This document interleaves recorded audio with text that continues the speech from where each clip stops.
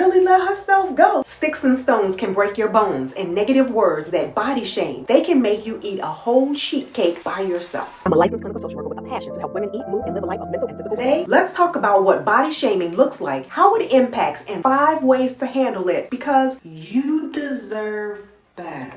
Body shaming, the action, practice, or expression of mocking or stigmatizing someone by making criticizing comments about the shape, size, or appearance of a person's body. Comments like, she really let herself go. Should you be eating that? Or, are you anorexic or something? You are way too thin. Most of those comments probably started out as an act of love from well-meaning family members and friends. Perhaps you went away to college or you moved out of state, you returned home and grandma or some other family member started grabbing and pinching body parts while declaring to all within earshot that you needed to eat and put some meat on your bones, or proclaim to all, look at how much you filled out. Those comments didn't feel good back then, and some 30, 40, 50 years later, comments about our weight still do not feel good, and they shouldn't. You know why? When people make comments about our weight, it draws conclusions based on assumptions. There are no inquiries about our health and our well-being, only their ill-spoken diagnoses of us that we are either too thin or too fat. No one ever took the time to consider that perhaps you're on medication where one of the side effects is weight gain, or you're undergoing treatment that depleted your body of muscle mass, making you look a little frail. You could even be self-medicating as a coping method, something I don't recommend, however. The fact is, there are many reasons why our body changes. Whether you've gained, lost, or regained weight, unless you yourself have initiated conversation about your body and its changes, your body should not be the topic of conversation others entitle themselves to. The mere mention of comments like those, they really make me emotional.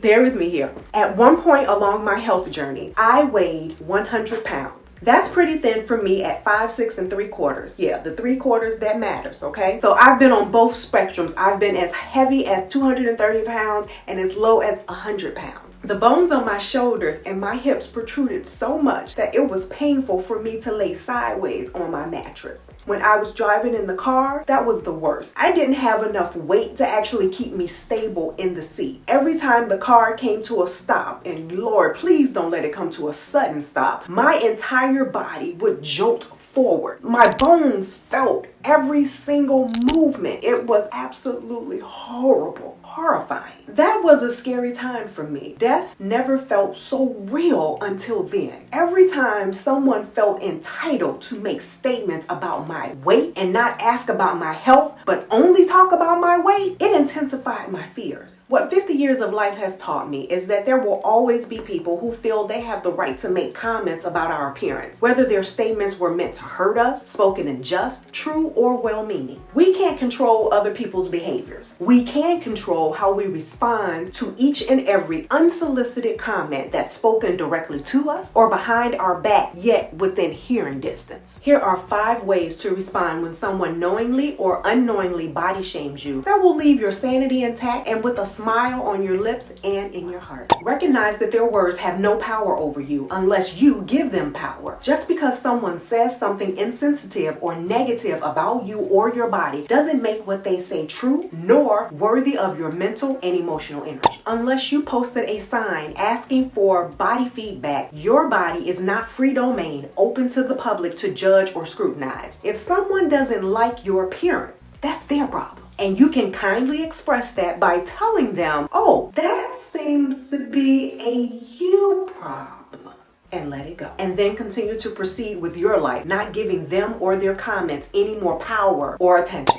Now, if your personality is not quite ready to tell them to go shove it, changing the dialogue is another option, especially when you're dealing with family members and friends. You could redirect the course of the conversation by saying something along the lines of, there are more interesting things to talk about than my body. What's been going on with you these days? Because other than talking about other people, people love to talk about themselves. Once people start jabbering on about their lives, you can actually get a clue about what's really going on with them and why it is that they feel the need to deflect and project their stuff, their issues onto you and your body. Go ahead. Give yourself permission to put space between yourself and your commenters. That includes family and friends. It's easier to move away from strangers shutting down that one-man dialogue that they're having with themselves because, like, talk to the hand, I'm not hearing you. When it comes to well-intentioned family and friends, establishing boundaries is necessary, or they will continue to behave the way they always have. Dr. Phil said it best when he says, we teach people how to treat us. You can inform family members that you will not be in an unsupportive environment, that their words are bullying. Oftentimes, family members and friends, they aren't even aware of our pain or how their words contribute to our pain.